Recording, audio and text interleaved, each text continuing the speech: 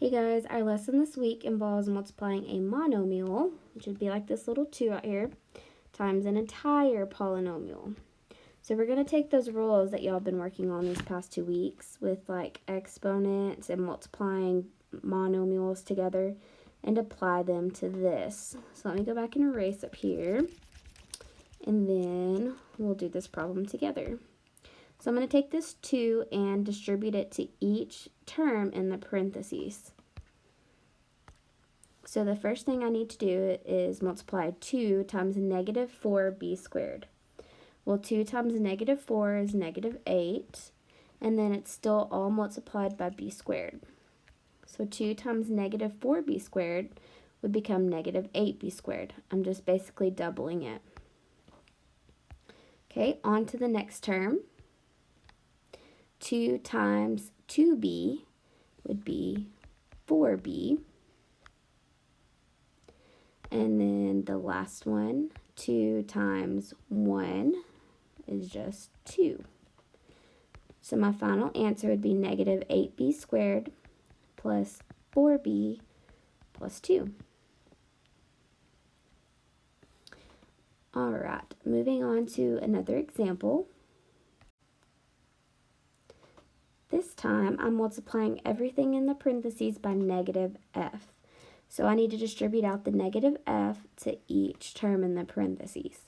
So let's start by multiplying negative f times 3f squared. Negative f is really the same thing as like negative 1f. So negative 1 times 3 would be negative 3. And then I have f times f squared. So f times f squared would become f cubed. Okay, now let's go into the next term. Negative f times negative 2f. Be very careful of your signs here, okay? You always have to pay attention if something's positive or negative.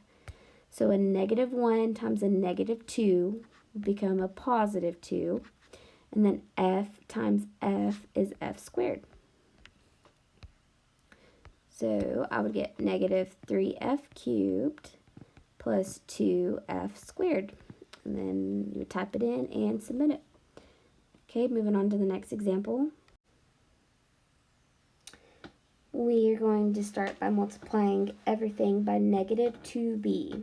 So negative 2b times 4b squared.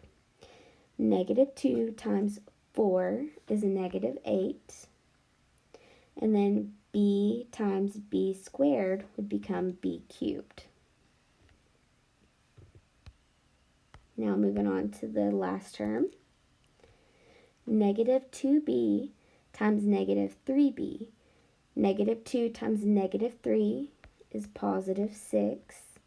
And b times b is b squared.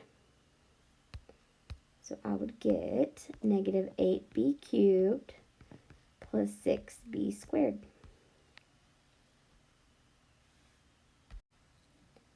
Okay, here's a little bit harder example. I have 2v squared times 4b squared. So 2 times 4 is 8. V squared times v squared would become b to the 4th. Because remember, v squared is 2v's times another v squared, which would be 2 more v's, would become b to the 4th. You just add those exponents. All right, next term. 2v squared times 3v. 2 times 3 is 6. And v squared times b is v cubed. Because I'm just adding those exponents, 2 plus 1 to get v cubed. And the last example, 2v squared plus 1. I meant times 1. So anything times 1, that one's easy. It's just itself. So 2v squared times 1 would just be 2v squared. So I would get 8v to the 4th plus 6v cubed plus 2v squared. All right, last example. This one involves some geometry. We need to find the area of this parallelogram. So remember, to find the area of a parallelogram, you just multiply base times height. The base of this parallelogram is x, and the height is x plus 1. So to find the area, I would just multiply those two terms together. X times x plus 1. So just like the problems, I have to distribute out the x to each term in this parentheses. So I would have x times x, which would be x squared, and then x times 1, which would just be x. So my answer for the area would be x squared plus x. Alright, that's it for today. Hope you guys have a great day. Talk to you later.